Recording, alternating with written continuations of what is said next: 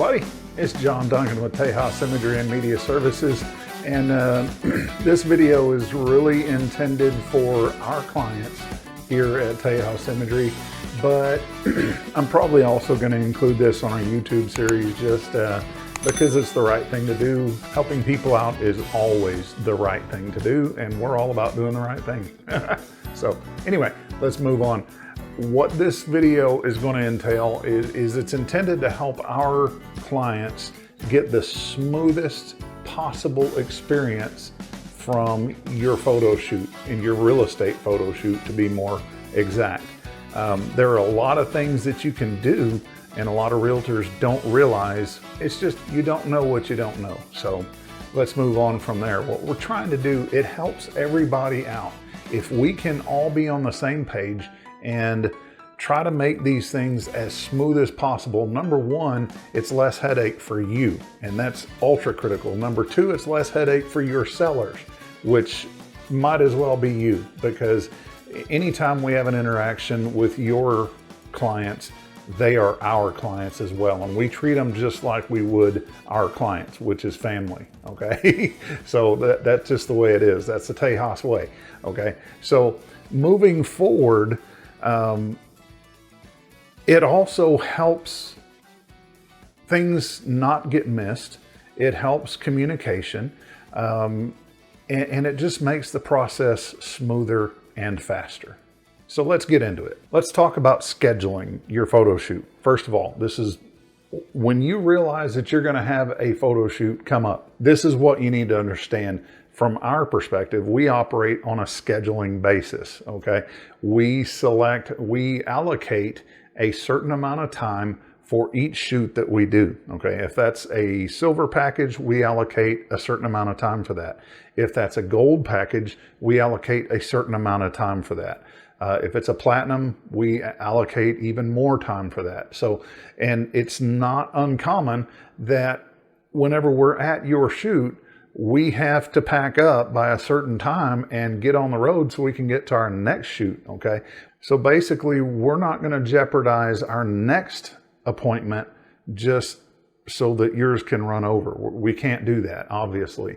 Again, we operate on a scheduled basis, so we have to have travel time figured in there. We have to be able to get to the next shoot in time to be on time. So that's very important to keep that in mind.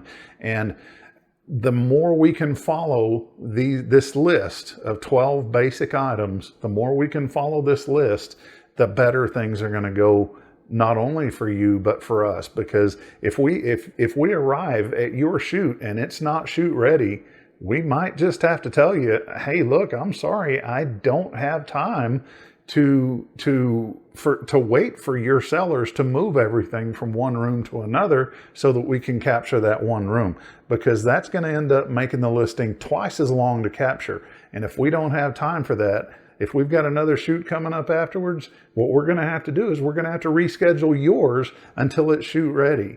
And that means a reschedule fee. Yes, it does. The first thing to consider when you're scheduling your shoot, get with your sellers and ask them what is trash day. Okay. And even more specifically, it doesn't mean we can't shoot on trash day, but if we're just shooting a silver package, which is photos only, it's probably not going to matter unless there's a big, huge, monstrous pile of trash in the front yard. We might be able to avoid it, but it's better if it's not there at all. Okay. So is it trash day? And if it is trash day, find out from your sellers about what time trash is usually picked up in front of their house. That way, we can maybe schedule it after that. Things to consider as far as that goes. Number two, communicate with your photographer. Okay. There are a lot of times that we'll show up and we've gotten no communication from a client, from a realtor. And so we just assume they want it photographed, the way most realtors want things photographed. You want to tie it in on the listing. You don't want to show a bunch of neighborhood, all that kind of thing. That's what most realtors want. So that's the way we're going to shoot it. If we haven't been told otherwise, if you want a certain angle in a room captured that shows this and that, or for example, just communicate that with us.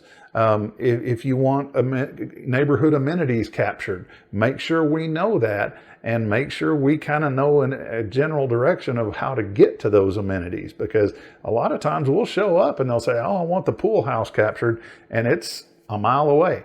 And who knows? I mean, some of these neighborhoods are very large, and it helps if we know where those are at. Okay. Usually we can just fly the drone to them, and we're good to go. But that's something to be considered also. Communicate with your photographer. Communication is ultra critical. If you think, when you walk through your listing for the first time, be thinking, what are the key points I want to show in this listing? And make sure and communicate those. If you're scheduling online with us, make sure you put that in the notes section. If you're talking to us in person, make sure you communicate that and text us in writing. Make sure we have a written form of that, because let me explain something to you. We really prefer all of our scheduling be done online. Okay. And I'm going to drop a link right here that'll give you that online scheduling option. Okay. When you schedule for these things, make sure you schedule real estate, gold, silver, platinum, whatever. Obviously we're not shooting a yacht, so you wouldn't choose the yacht packages. We're not shooting an Airbnb, so you wouldn't shoot the Airbnb packages.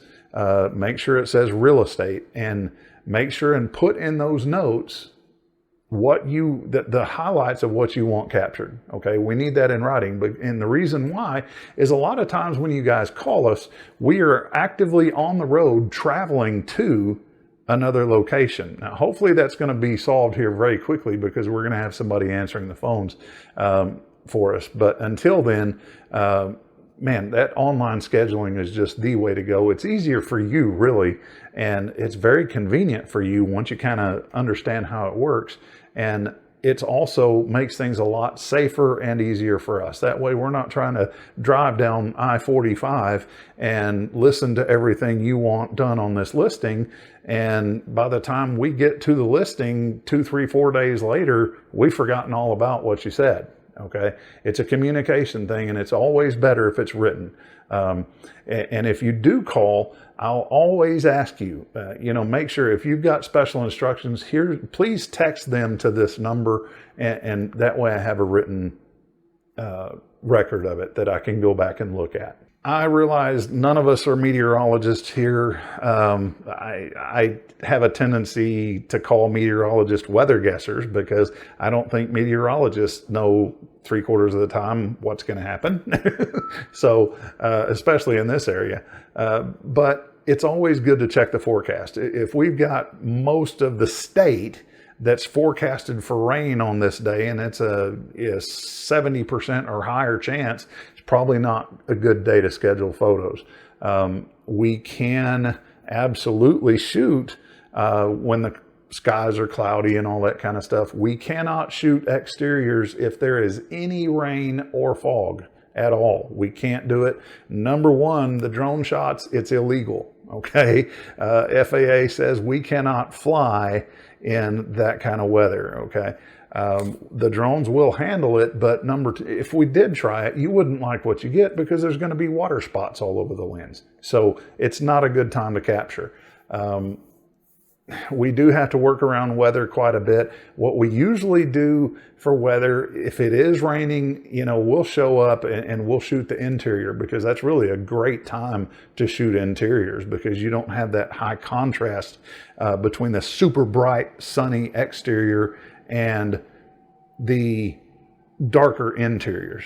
Okay. And then what we'll do is we'll circle back around after it stops raining, or the next day, or whenever the rain stops, we'll circle back around and catch the exteriors. And there's no trip charges or anything involved in that, because you don't control the weather, and neither do we. Okay. So that's how we deal with that. On the cloudy days, a lot of realtors want their pictures taken when I want these nice puffy white clouds, sunny day, all this kind of thing. Well, we're going to change the skies anyway. So even if there are If it's overcast and stormy clouds on the horizon or whatever, we're going to make it look like it's a nice sunny day. We have a pre-shoot checklist that I recommend everybody utilize. So this pre-shoot checklist it's got everything your sellers need to do to make sure that their house is shoot ready when we get there. Okay, that is ultra critical. And you can take this, it's completely free. If you want one, if you're one of our clients and you don't have one yet, just shoot me an email. I'll send it right to you completely free. And if you have people in your brokerage, other realtors that you know that could utilize it, shoot me an email. My email's right here. Make sure and shoot me an email and I'll send it right out to you. It's a PDF form. You can print it out. You can hand it to your sellers and say, make sure this is done prior to shoot day. Okay. And that'll give them a checklist that they can have just so they can check it off when everything's done. And speaking of that checklist, you need to check back with the sellers the day before the shoot. Okay. And make sure that everything is shoot ready. Okay. That's very important. You would not believe how many times we get to a listing and there's junk everywhere and they want us to wait, you know, oh, let me pretty up this room. You know, we're going to pretty up the living room, move everything into the kitchen while we pretty up the living room, and so you can shoot it. And then we wait for them to move it back. I'm sorry, we don't have that kind of time usually. It takes a lot of time, but that happens and people just assume that we've got that kind of time to sit around and wait on them, and we don't. We tell everybody prior to arrival that the listing needs to be shoot ready when we get there, okay? Plain and simple, because you're running a risk. If it's not shoot ready, you're running a risk of us saying we're going to have to reschedule, and nobody likes that. Nobody. It's going to inconvenience you. It inconveniences us. It inconveniences your sellers, and if we reschedule because the house wasn't ready, that's a trip fee that we're going to have to charge you, okay? Just the way it is. And don't make the mistake. Do not make the mistake of letting the sellers put it off until shoot day arrives, thinking, oh, well, they're not supposed to be here till 11. I've got plenty of time. I can get all this stuff done that day. No, it never works out. It never happens that way. Trust me, it doesn't. Okay. Make sure their deadline is the day before shoot day. That way it's ready to go. Maybe a little bit of tidying up here and there, making some beds, that kind of stuff on shoot day. But the heavy lifting, all that stuff needs to be done the day before we're scheduled to shoot. The next thing is place a coded lockbox with the key to the listing on the front door. Don't put your Supra on there, and definitely don't put your sign up yet. Okay, a lot of realtors want to have their sign up with a coming soon or whatever. If it doesn't say coming soon, I may be mistaken on this, but I don't believe Trek even allows the sign to be up until the photos are on the MLS. Don't quote me on that. I could be wrong. But what it does, I know for sure that Trek does not allow a realtor sign to be in the photos. Okay. And yes, we might be able to remove it from the photos, and there's a lot of variables that go into that depending on what background is behind it and other things like that.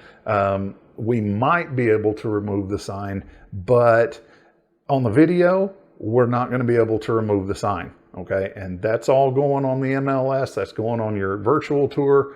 It just looks unprofessional. We don't need signs in the photos. So wait until after photo day to put your signs up. Okay. What a lot of realtors do is they'll actually bring their sign with them whenever they come back to put their Supra on the door. Okay. So I got on a tangent. You should put your coded lockbox on the door. Give us the code, and everybody just leave. Okay. That works absolutely the best. Okay. That's the way it should happen.